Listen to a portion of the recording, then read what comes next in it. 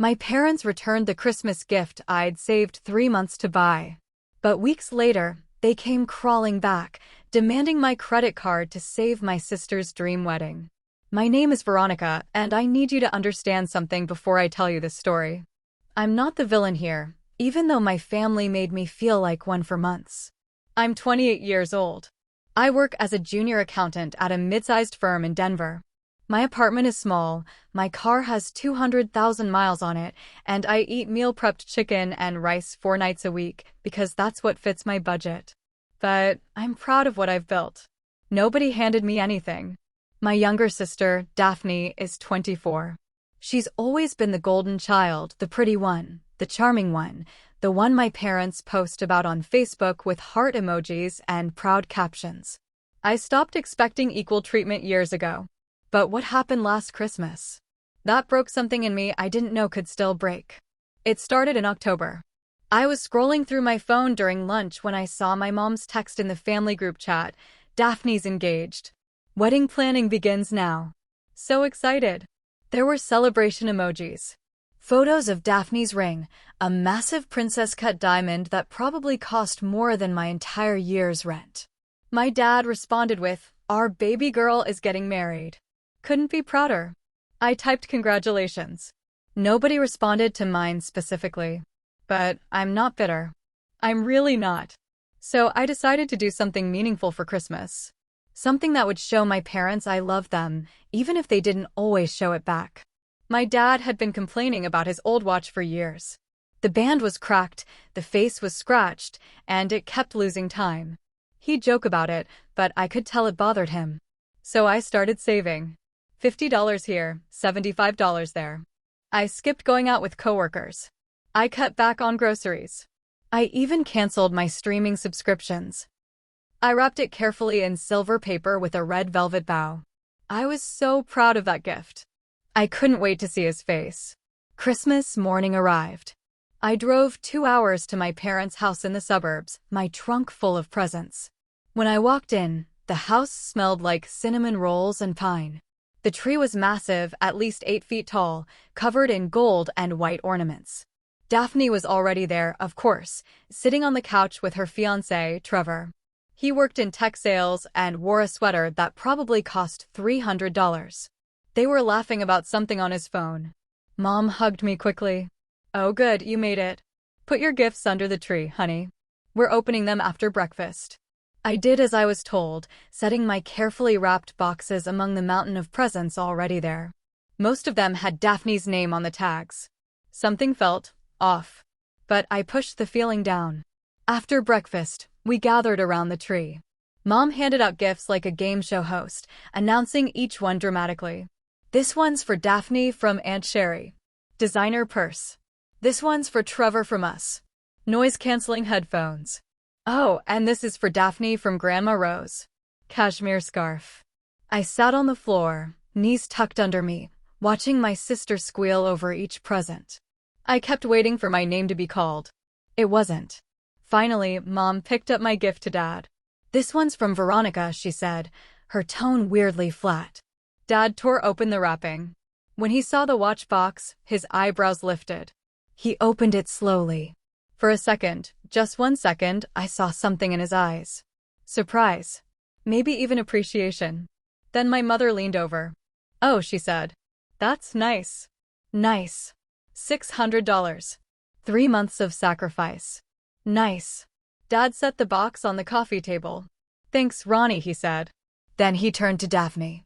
"Okay, your turn, sweetheart." That was it. No hug. No, "I love it." No putting it on. I felt my throat tighten, but I smiled. I always smile. 2 days later, I got a call from my mom. "Veronica, hi, it's Mom." Her voice had that edge it gets when she's annoyed, but trying to sound sweet. "Hey, Mom. What's up?" "So, about the watch you gave your father." My stomach dropped. "What about it?" "Well, honey, it's not really his style. He's more of a casual guy, you know? And honestly, we just don't think he'll get much use out of it." I couldn't speak. She kept going. "We're going to return it. I already looked. There's a store in town that sells the same brand." We'll get store credit, and your dad can pick out something he actually wants. Doesn't that make more sense? I felt like I'd been slapped. Mom, I said carefully, I had that engraved. Silence. Oh. A pause. Well, they can probably buff that out or something. Anyway, I'm sure you understand. It's nothing personal, sweetheart. We just want your dad to have something he'll love. I wanted to scream. I wanted to cry. Instead, I said, okay. Great. Love you, honey. Talk soon. She hung up. I sat in my apartment, staring at my phone, feeling like the smallest, most invisible person in the world. A week later, I saw the Facebook post. My mom had tagged my dad in a photo of him wearing a brand new smartwatch. The caption read, asterisk, look what my hubby treated himself to. Hashtag New Year New Gear, hashtag blessed. I stared at that post for 10 minutes. They'd returned my gift, my engraved, personal, thoughtfully chosen gift, and used the credit to buy a watch he picked out. And then they posted about it like it was some fun little shopping trip. No mention of me. No, thanks to Veronica for the store credit. Nothing. I didn't comment. I didn't like it. I just closed the app and cried. 3 weeks later, my phone rang. It was my dad. Hey, Ronnie. Hi, Dad. Listen, I need to talk to you about something important. My chest tightened. Okay. It's about Daphne's wedding. Of course it was. The venue needs a deposit by Friday. $5,000. We're a little short right now, you know how it is with the holidays and everything, and we were wondering if you could help us out. I blinked. Help you out? Yeah, just temporarily. We'll pay you back as soon as we can. It's just that Daphne's dream venue is almost booked, and we don't want her to lose it. You want me to give you $5,000? Well, not give. Loan. We'll pay you back, Ronnie, I promise. I felt something inside me snap. Dad, I said slowly, you just returned the $600 gift I gave you because it wasn't your style. And now you want me to loan you $5,000 for Daphne's wedding. Silence. Then, that's different. How? Veronica, don't be difficult. This is your sister's wedding. Don't you want her to be happy? Let me get this straight, I said, my voice shaking. You returned my Christmas gift. You didn't even thank me properly. You posted about the replacement watch like it was a fun treat for yourself. And now you're calling me to ask for $5,000 so Daphne can have her dream wedding. Ronnie, do you have any idea how hard I worked to buy that watch? How much I sacrificed? We appreciate it, but... No, you don't. You didn't appreciate it. You returned it like it was a bad sweater from Target. That's not fair. What's not fair, I said, my voice rising, is that you expect me to bankroll Daphne's wedding when you can't even pretend to care about a gift I spent months saving for. You're being selfish. Those words hit me like a freight train. Selfish. I started laughing. It wasn't a happy laugh. You know what, Dad? I'm done. Done with what? With this. With being the backup child. With being invisible unless you need something. I'm done. Veronica. I hung up. 10 minutes later, my phone exploded. Mom, how could you talk to your father that way? He's heartbroken. Daphne, wow, Veronica. Really showing your true colors. This is my wedding. Mom, you're being incredibly selfish. Family helps family. Daphne, I can't believe you'd ruin my wedding over money. Disgusting. I turned off my phone. The next day, I got an email from my mom with the subject line, disappointed.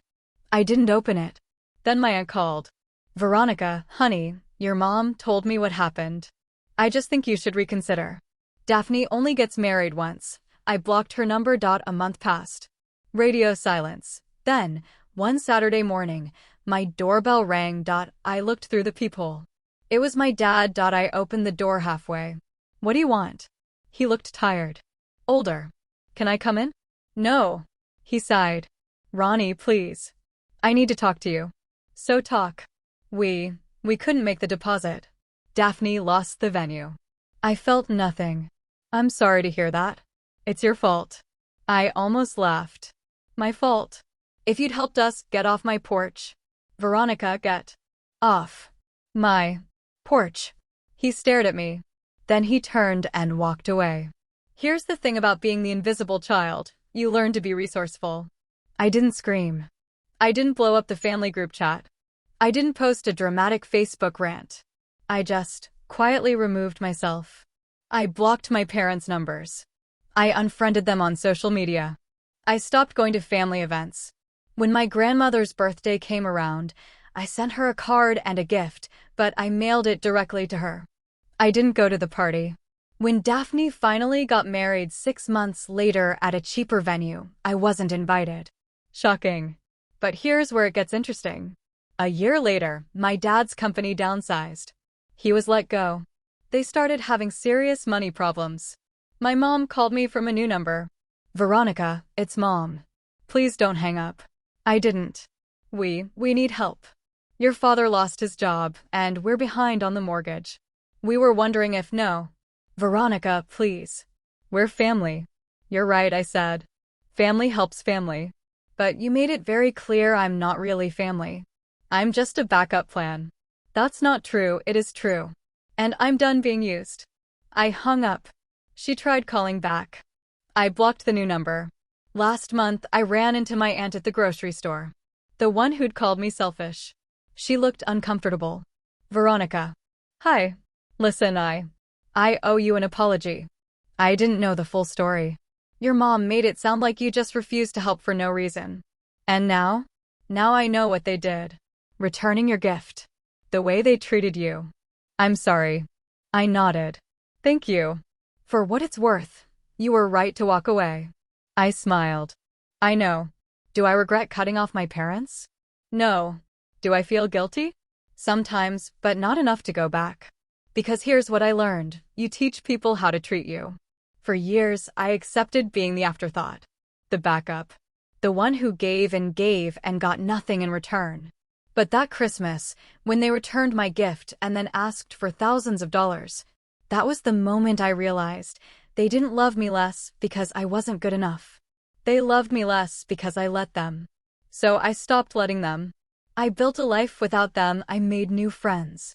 I focused on my career. I started therapy. I bought myself a beautiful watch engraved with my own initials. And you know what? I'm happier now than I've ever been. My parents tried to ruin my Christmas. But in the end, they just ruined their relationship with me. And honestly, that's their loss. So let me ask you, would you forgive them? Or was I right to walk away? Drop your thoughts in the comments. And if this story hit home for you, hit that subscribe button because I share real stories about real people navigating family drama, betrayal, and coming out stronger on the other side.